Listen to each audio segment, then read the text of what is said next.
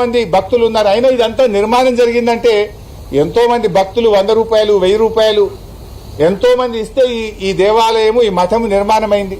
ఇది వాళ్ళందరి యొక్క మనోభావాలు దెబ్బతింటాయి కదా, భక్తుల మనోభావాలను దెబ్బతీయడమే కదా దేవాలయం కూల్చడం అంటే. మఠాన్ని కూల్చడం అంటే భక్తుల మనోభావాల్ని కూల్చడమే కదా. లక్షలాది మంది భక్తులు ఈ మఠానికి ఉన్నారు కదా.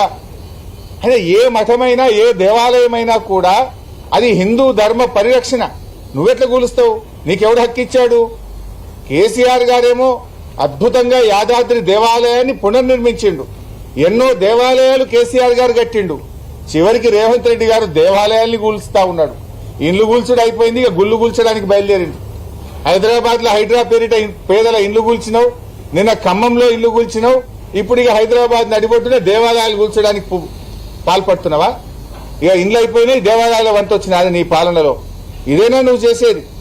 ఈ దేవాలయ శంకుస్థాపనలో న్యాయమూర్తులు, హైకోర్టు ఉన్నత న్యాయస్థాన న్యాయమూర్తులు కూడా ఈ దేవాలయ ప్రారంభోత్సవంలో పాల్గొన్నారు. మరి ఆ న్యాయమూర్తులే సాక్ష్యం దీనికి. ఇక్కడ నువ్వు గుళ్ళు లేదనో ఇంకేదో చేయడం కాదు. అన్ని పత్రికల్లో టీవీల్లో వార్తలు వచ్చినాయి, పత్రికల్లో వార్తలు ప్రచురించబడ్డాయి. న్యాయమూర్తుల సమక్షంలో పీఠాధిపతి గారి చేతుల మీదుగా ఇక్కడ ప్రతిష్టా కార్యక్రమం జరిగింది. నిత్య పూజా కార్యక్రమాలు జరుగుతూ ఉన్నాయి. ఇంత దుర్మార్గమైనటువంటి విధానాన్ని మానుకోవాలని, నిజంగా వాటర్ వర్క్స్ కు ఆ ల్యాండ్ అవసరం ఉంటే పక్కన నీ అల్లుడి భూమి, నీవు అల్లుడికి అక్రమంగా కట్టబెట్టిన 17 ఎకరాల భూమి ఉంది, అక్కడ హెచ్ఎండబ్ల్యూఎస్ వాటర్ వర్క్స్ కట్టు. ఎందుకంటే ఇది 2019వ సంవత్సరంలో కేసీఆర్ గారు శారదా పీఠానికి 2 ఎకరాలు ఇచ్చారు. ఈ భూమి ఇచ్చి దాదాపు 7 సంవత్సరాలు దాటింది. ఈ 7 సంవత్సరాల్లో 1,05,00,000 పెట్టి రిజిస్ట్రేషన్ గవర్నమెంట్ కట్టి రిజిస్ట్రేషన్ చేసుకున్నారు. హెచ్ఎండిఏకు 23 లక్షల రూపాయలు కట్టి అనుమతులు తెచ్చుకున్నారు. విద్యుత్ కనెక్షన్ తీసుకున్నారు. నిర్మాణాలన్నీ పూర్తయిపోయినాయి. ఇన్ని జరిగిన తర్వాత నువ్వు ఈ మఠాన్ని కూలుస్తామంటే, చూడండి, నువ్వు ఈ మఠాన్ని కూలుస్తామంటే ఎంతవరకు సబబు, ఏ రకంగా సబబు అవుతుందని నేను అడుగుతా ఉన్నా. ఇంత మంచిగా అమ్మవారికి రోజు పూజా కార్యక్రమాలు జరుగుతున్నాయి, నిర్మాణం జరిగిపోయింది. నువ్వు ఏది జరగనట్టుగా నువ్వు చిత్రీకరించి రాత్రికి రాత్రి కూల్చేసే ప్రయత్నం చేస్తే ఎవరు కూడా ఊరుకోవడానికి సిద్ధంగా లేరు. ఇది ఆ దేవాలయ ప్రతిష్టా కార్యక్రమం పెద్ద స్వామీజీ గారు చేశారు. న్యాయమూర్తులు కూడా అందరు ఇక్కడ మనం కనబడతా ఉన్నారు. ఇక్కడ వారందరి సమక్షంలో ఈ కార్యక్రమం జరిగింది. ఇంకోటి ల్యాండ్ లేక కాదు కదా, భూమి లేక కాదు కదా. ఎందుకు పగబడుతున్నావు? దేవాలయాల మీద ఎందుకు పగబడుతున్నావు? కూల్చుడు నీకు రోజు ఒకటి కూలిస్తే తప్ప నిద్ర పట్టదు అయింది, తిన్నది అరగదు అయింది రేవంత్ రెడ్డి నీకు. ఇల్లు కూలిస్తే పేదలు రోడ్డు మీద పడితే నీకు కంటి మీద నిద్ర పట్టదా?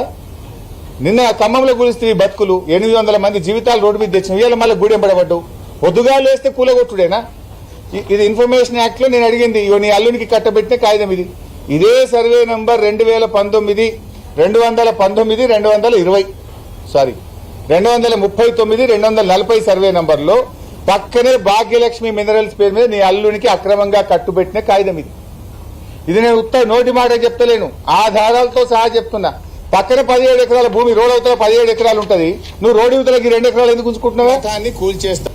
ఎందుకు ఈ శారదా పీఠం మీద పగబట్టినావు? ఎందుకు దేవాలయాల మీద పగబట్టినావు? ఇదే దొరికిందా? ఆ పక్కన 17 ఎకరాలను తీసుకో.